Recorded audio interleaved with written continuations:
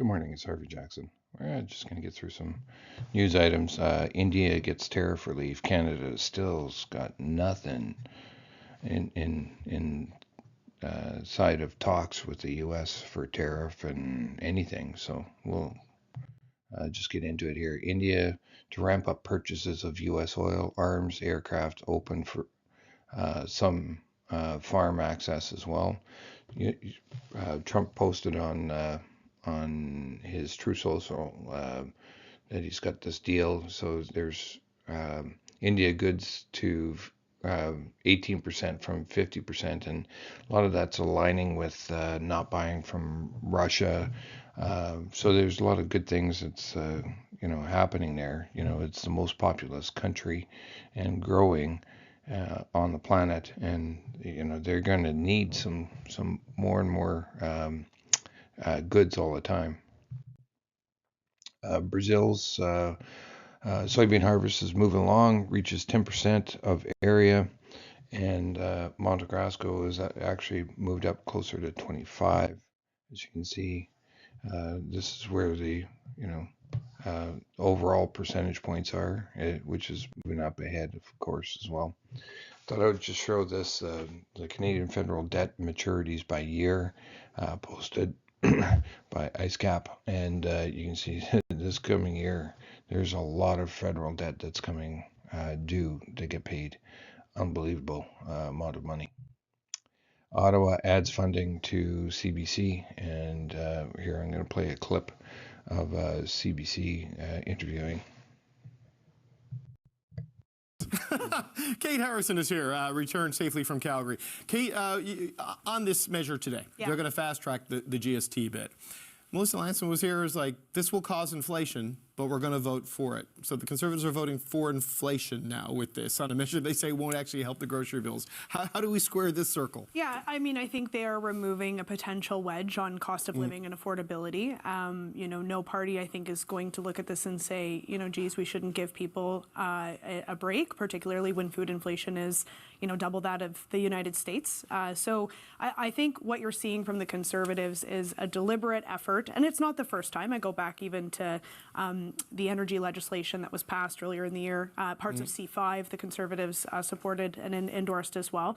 But what the Conservatives are clearly trying to do here is say, listen, if this Parliament is not functioning and it's not working, it will not be because of Conservatives being obstinate in the House. We are willing to work with the government on a variety of issues. Mr. Poilievre had an open video, I guess you could say, to the Prime Minister today. They will have a meeting at some point this week, by the way, we're told. Yeah. There will be some areas of shared cooperation, but if we find ourselves in an election, I think the Conservatives would like to be able to say it is not because they were not willing to work with the government to find areas of cooperation. Right. Now, does that mean you back down on everything? Of course not. I think Conservatives will point to things like bail reform, for example, that legislation that's making its way through as an opportunity for improvement.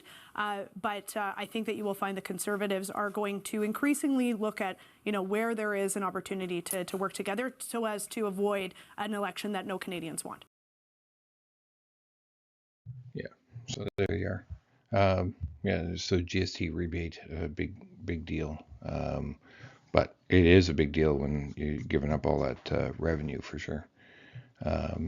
You can see that we are going to be building warmer, but it still looks like there's going to be a kind of a front moving in between here, so you could still get some cold days, but there's definitely a pattern shift, so warmer is welcomed.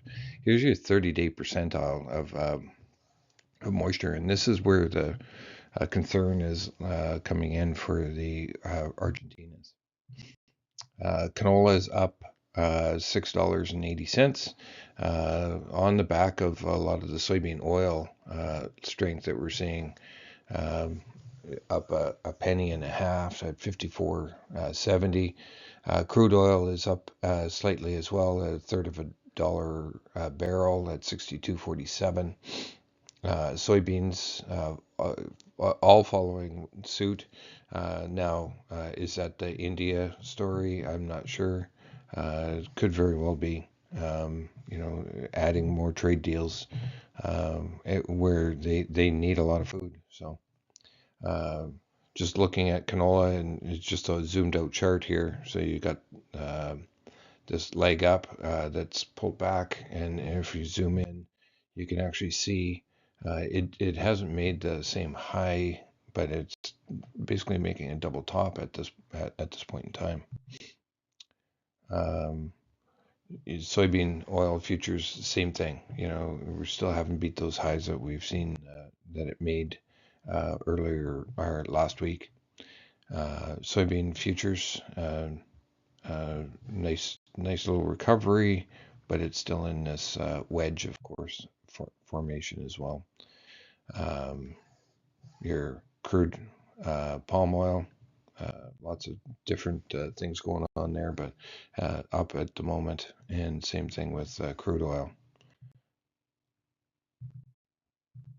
Canadian dollar has fallen significantly, but it's up a little wee bit here as we speak today. And the US dollar index is actually up as well. Gold up, and your silver's up as well. And if we get to wheat here, it's fallen down with the US dollar going up.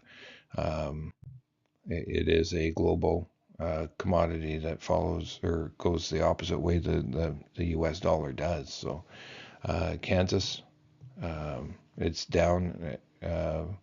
Never made it to the previous peak or anything like that, but it's some of those moving averages and next kind of put a lid on it. Chicago wheat, your corn futures had a nice little wave going up there, but it's kind of pulled back here now. So, and the February 6th stocks report will be out. Tomorrow I will not be recording, but we will be returning on Thursday.